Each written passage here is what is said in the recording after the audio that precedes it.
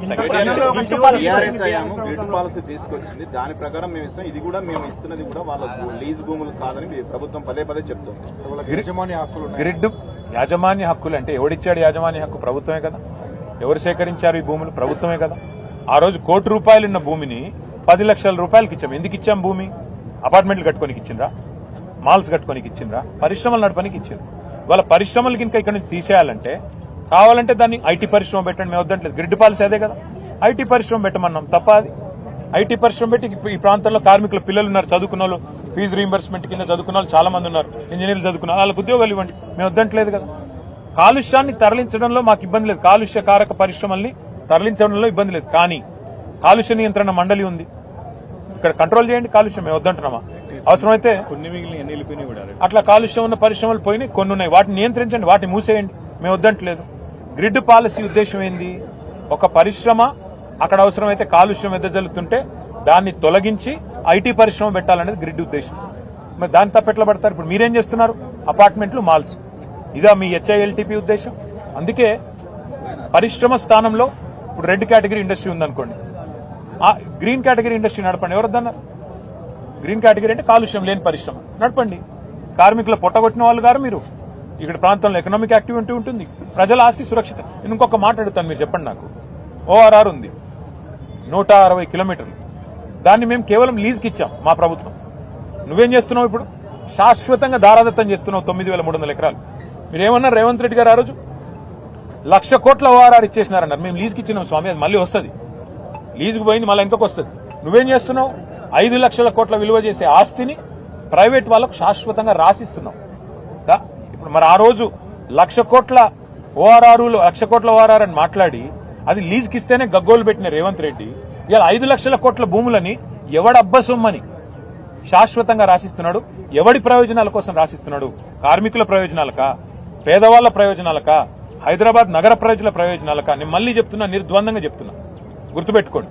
మేం డిమాండ్ చేసేది ఈ ప్రభుత్వాన్ని 9,300 ఎకరాల్లో ఇందిరమ్మ ఇండ్లు కట్టండి, 9,300 ఎకరాల్లో పార్కులు కట్టండి, యంగ్ ఇండియా స్కూల్స్ అన్నారు కదా, ఒక్కొక్కటి 25 ఎకరాల్లో అంతర్జాతీయ ప్రమాణాలతో అవి కట్టండి. కాలనీ ప్రజలకు కూడా ఉపయోగపడే విధంగా, బస్తీ ప్రజలకు కూడా ఉపయోగపడే విధంగా, పిల్లల కోసం పచ్చదానాన్ని మరి కనిపించే విధంగా పార్కులు కట్టండి, హాస్టల్స్ కట్టండి, స్పోర్ట్స్ స్కూల్స్ కట్టండి, స్పోర్ట్స్ స్టేడియంలు కట్టండి. వీటికి మేము వ్యతిరేకం కాదు కదా.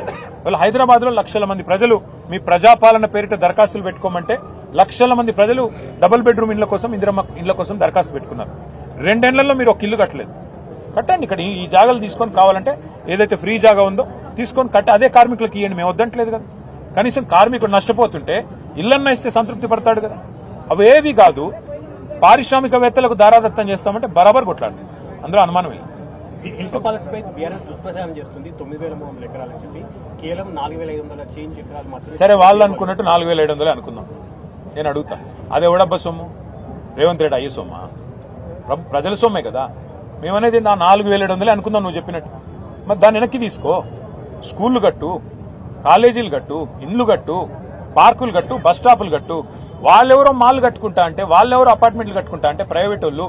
అది ప్రజల సొమ్ము స్వామి. ఆ భూమిని చౌక ధరకు పరిశ్రమలకు ఇచ్చింది ప్రభుత్వాలు, గతంలో ఉన్న ప్రభుత్వాలు ఇచ్చినాయి. మరి నువ్వెందుకు దాన్ని ఫ్రీగా వాళ్ళకు ఇచ్చేస్తున్నావు?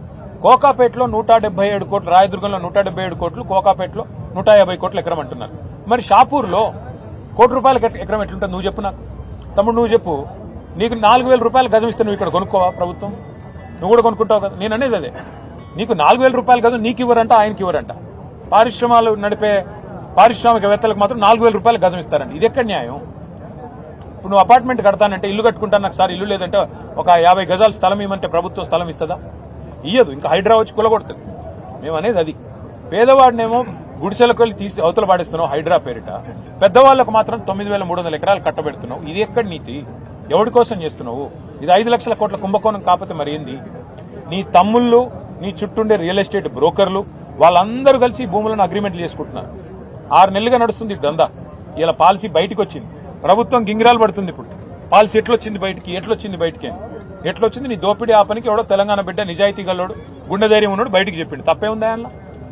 అంటే నువ్వు దోపిడీ చేస్తుంటే అడ్డుకుంటే నీకు నచ్చినది చెప్పు. అసలు ఎందుకు దోపిడీ చేస్తున్నావు దాని మీద చెప్పు. అసెంబ్లీ పెట్టు, లేదా అఖిలపక్షం పెట్టు, మాట్లాడతాం మేము కూడా వచ్చి. మేము దోపిడీని బయట పెడితే నిన్ను దోపిడీని ఆపినందుకు నీకు బాధ అవుతున్నది.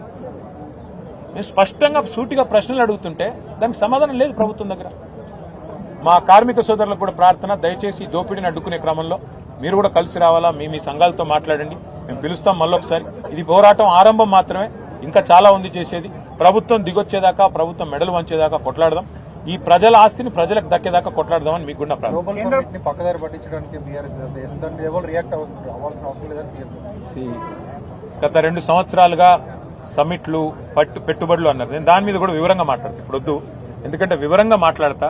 ఇవాళ నేను కేవలం భూములు, ప్రభుత్వం చేస్తున్న భూదోపిడీ, 5 లక్షల కోట్ల కుంభకోణం మీద మాట్లాడడానికి క్షేత్రస్థాయి నిజ నిర్ధారణ, ధర నిర్ధారణ 2 జరగాలని ఇక్కడికి వచ్చిన. వాళ్ళతో కలుస్తాం. ఇంకో రోజు సమిట్లు, వీళ్ళు ఉద్యోగాల పేరిట ఆడుతున్న డ్రామాలు ఇవన్నీ ఇంకో రోజు